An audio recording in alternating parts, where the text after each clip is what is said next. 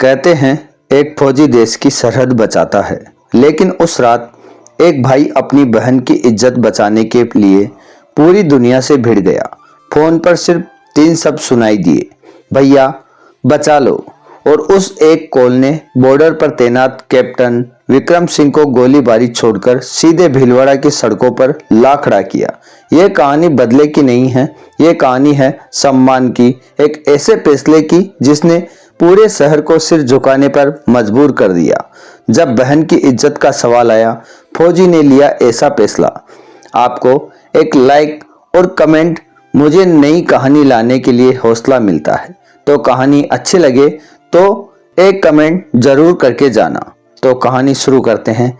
यह कहानी राजस्थान के धूल भरे इलाके में भीलवाड़ा के एक छोटे से गांव सांगानेर में एक पुराना हवेली सा घर था।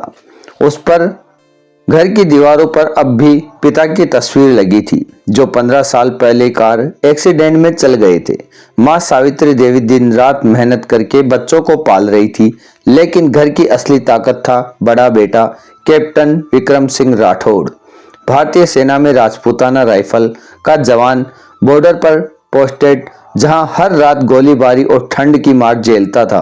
विक्रम की जिंदगी में सिर्फ 2 चीजें सबसे अहम थी, देश की और उसकी छोटी बहन प्रिया।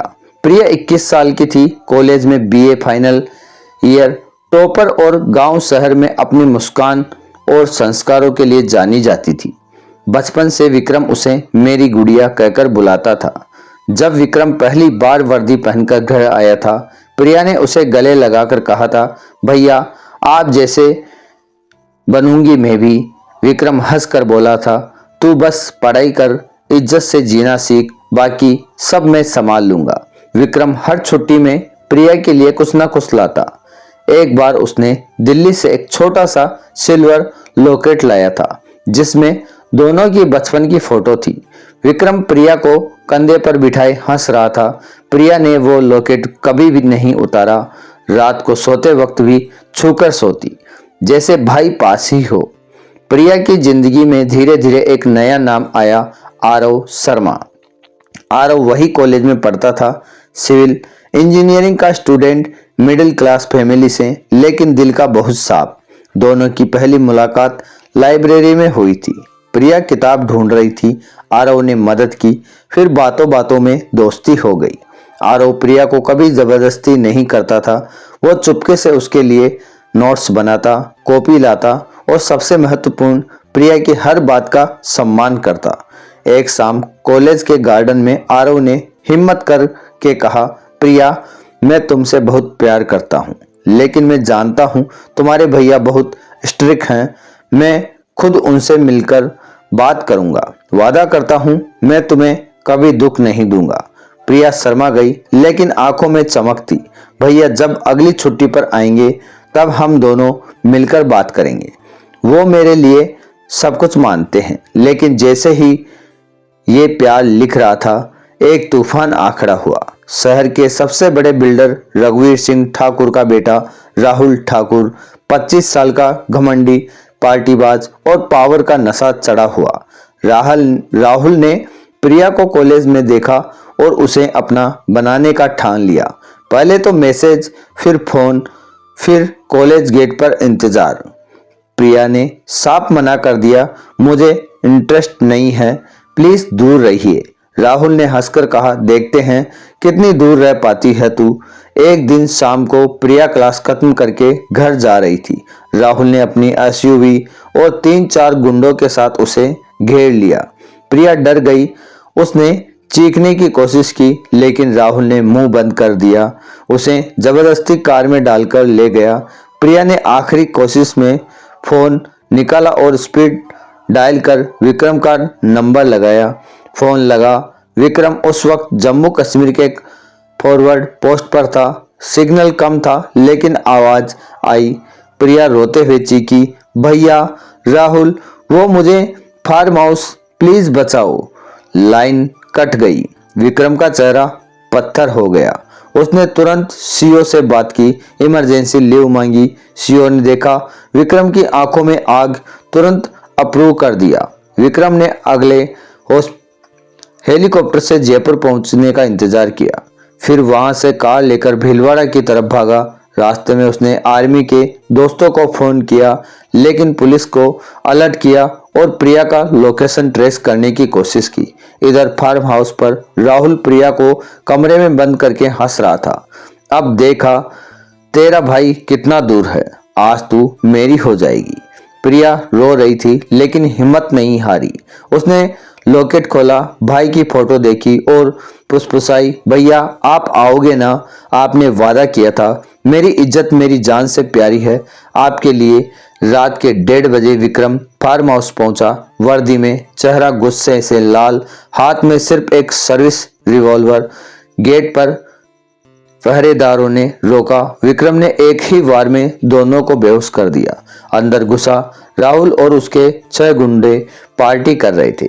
प्रिया का कमरा बंद था। राहुल ने देखा और हंसा, अरे वाह, फौजी भाई आए गए, क्या कर लोगे, ये शहर मेरे बाप का है। विक्रम ने ठंडी आवाज में कहा, मैं शहर नहीं, अपनी बहन की इज्जत लेने आया हूँ।